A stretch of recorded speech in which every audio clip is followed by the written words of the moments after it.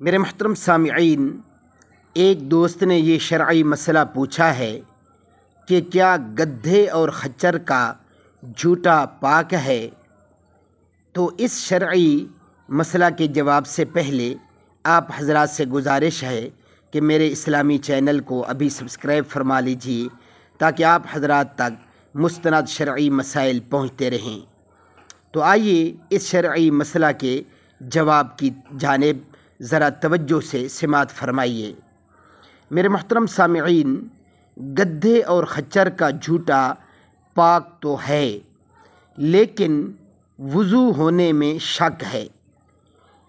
اگر کہیں صرف گدھے خچر کا جھوٹا پانی ملے اور اس کے سوا اور پانی نہ ملے تو وضو بھی کرے اور تیمم بھی کرے۔